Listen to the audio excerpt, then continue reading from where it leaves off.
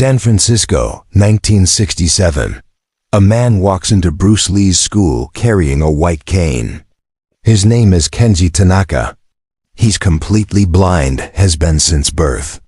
He's also a third Dan black belt in Japanese jujitsu. He's come to test Bruce Lee, not with sight, with sound. He says through a translator, "Your speed is legendary. But can it work against someone who hears everything?" Bruce is fascinated. Let's find out. What happens next is the most unusual fight of Bruce Lee's life. 12 minutes of eerie silence. Every movement calculated. Every breath monitored. And Bruce learns his greatest weakness. He relies on deception that only works on people who can see. This is the fight that changed how Bruce Lee understood combat. Kenji Tanaka was born blind, never seen light, never seen an opponent's face, never seen a fist coming toward him. But he's fought for 25 years using only sound. The rustle of clothing. The shift of weight on the floor. The change in air pressure when someone moves. He's developed a fighting system that makes vision irrelevant. And against him, Bruce's visual feints, his deceptive footwork, his fake telegraphs, all useless. This is the day Bruce discovered that true technique must work in complete darkness, in total silence, against an opponent who knows exactly where you are, just by listening. This is what really happened. Kenji Tanaka is 42 years old, 5'9", 175 pounds. Born blind in Kyoto, Japan. Doctors said he'd never live independently. His father, a jujitsu instructor, refused to accept that. From age 7, Kenji trained in jujitsu. His father adapted the techniques, taught him to feel weight shifts through the mat, to hear fabric moving, to sense air displacement from strikes. By 15, Kenji was sparring with sighted students. By 20, he was beating most of them. Kenji moved to San Francisco in 1955, teaching adapted martial arts to blind students. He's heard about Bruce Lee, the martial artist who claims to seek truth in combat. Kenji wants to show Bruce a truth most sighted people never consider. Vision is a crutch. He arrives at Bruce's school with his student Michael, who translates. Students stare a blind man challenging their teacher. Bruce approaches respectfully. "Welcome. I'm Bruce Lee." Kenji's English is limited. Michael translates. "Sensei Tanaka says he's honored to meet you. He's heard your speed and technique are exceptional. He'd like to test something, whether your methods work against an opponent who fights purely by sound and touch." Bruce is immediately intrigued. "I've never fought a blind opponent. This would be a profound learning experience." "I accept." They discuss rules. Kenji through Michael. "I don't ask for special treatment. Normal sparring rules. But I request one thing. Please don't make deliberate sounds to confuse me. That's disrespectful. Let your natural movement make sound." "That's fair." "Agreed." "Should we use protective gear? Light gloves and mouth guards." "I'm blind, not fragile." They prepare. Students watch nervously. How do you fight someone who can't see you?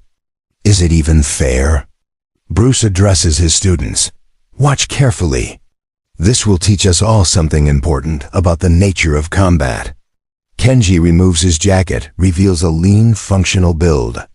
Moves to the mat confidently. Michael has already walked the space with him, letting him memorize dimensions and feel the floor texture. Kenji takes a jujitsu stance. His eyes are open but unfocused, looking at nothing. His head tilts slightly, listening. Bruce takes his Jeet Kune Do stance. For the first time in years, he's uncertain. How do you fight someone who can't see your feints? They begin. Bruce moves first, a probing jab, testing. Kenji's head turns toward the sound of Bruce's movement. As the punch comes, Kenji slips it with minimal movement. Bruce is surprised. Kenji couldn't see that punch, but he knew exactly where it was. Bruce tries again, faster jab, then a cross. Uses footwork to change angles, but Kenji's head tracks every movement. He hears Bruce's feet on the mat, the rustle of his pants, the displacement of air. Each punch is avoided or blocked. Bruce realizes his speed advantage is diminished. Kenji doesn't need to see the punch, he hears it coming. Bruce throws a low kick, testing if Kenji can track leg movements. Kenji drops his hand, checks the kick perfectly, then counters a jab toward where Bruce's head should be based on the sound of his stance. The jab grazes Bruce's cheek.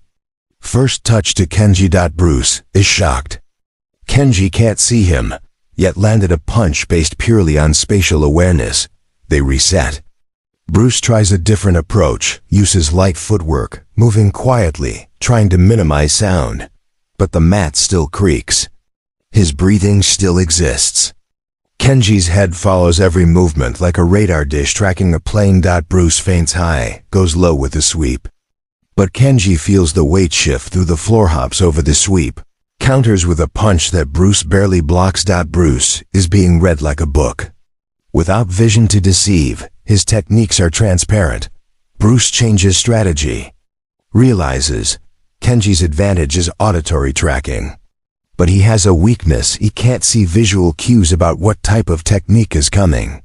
He knows where Bruce is, but not always what Bruce is doing. Bruce starts committing fully to every technique. No feints, no half movements. Every technique is real. Throws a full power side kick. Kenji hears it coming, blocks, but the power surprises him. Stumbles slightly. Bruce follows with a straight punch, fully committed.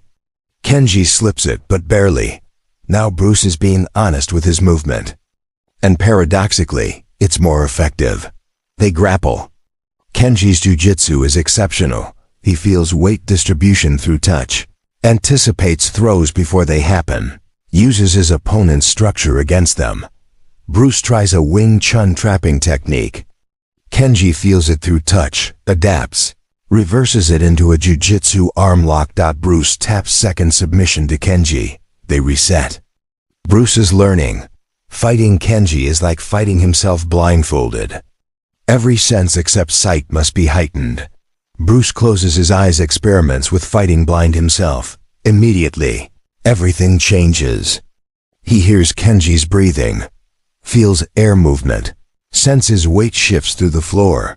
With eyes closed, Bruce actually does better. Lands a clean punch, opens his eyes. Kenji is smiling slightly. You understand now? Michael translates. They continue. Bruce experiments, sometimes eyes open, sometimes closed. Discovers that his visual techniques often betray him. His eyes telegraph intentions. His feints create sound that reveals his actual plan. Against Kenji, simplicity works best. Direct attacks. Honest movement. No deception. Bruce throws a committed punch. Kenji blocks. Bruce immediately follows with an elbow, no gap in sound, continuous motion. The elbow catches Kenji's shoulder. First clean strike for Bruce. Kenji nods appreciatively. Good, you're learning. They grapple again. Bruce uses sensitivity, the Wing Chun concept of feeling opponent's energy through touch. Against a blind opponent, this is perfect. Bruce feels Kenji preparing a throw. Counters it before it starts. Reverses into his own takedown. On the ground, Bruce applies a choke, not visual, purely tactile. Kenji taps. First submission for Bruce. They've been sparring 10 minutes. Both are learning from each other. Bruce speaks while they rest. You've shown me something profound. So much of my technique relies on visual deception. Against you, that's useless. Only true technique works. Kenji responds through Michael. Exactly. Sighted fighters rely too much on eyes. They believe what they see. I believe what I hear and feel. Often, that's more honest. Final 2 minutes. They both understand each other's systems now. Kenji attacks more aggressively, uses sound offensively, stamps his foot to create false tells, then attacks from a different angle. Bruce is briefly confused. Kenji is creating auditory feints. Bruce adapts, starts creating his own sound patterns. Breathes heavily in one direction. Attacks from another dot, it becomes a chess match of sound and silence. They're both tired. Both learning. Both gaining profound respect. Final exchange. Bruce commits to a technique he's been setting up, a straight punch with full intention. No hesitation, complete honesty. Kenji hears it. Moves to block, but Bruce's commitment and speed are perfect. The punch lands cleanly but gently on Kenji's chest. Kenji bows immediately. That was perfect technique. I heard it coming but couldn't respond in time.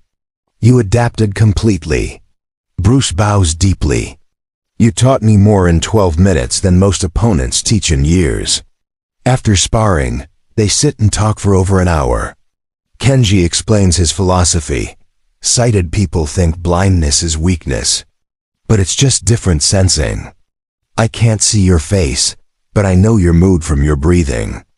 I can't see your stance, but I know your balance from the floor. Fighting isn't about eyes. It's about awareness. Bruce incorporates this lesson into Jeet Kune Do. Starts training blindfolded regularly. Teaches students to fight without visual dependency. Emphasizes honest technique over deceptive movement.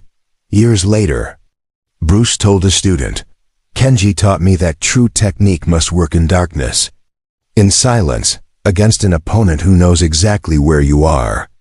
If your technique needs vision to work, it's not complete. The blind martial artist who fought by sound showed Bruce Lee that the eyes can lie, but the ears never do.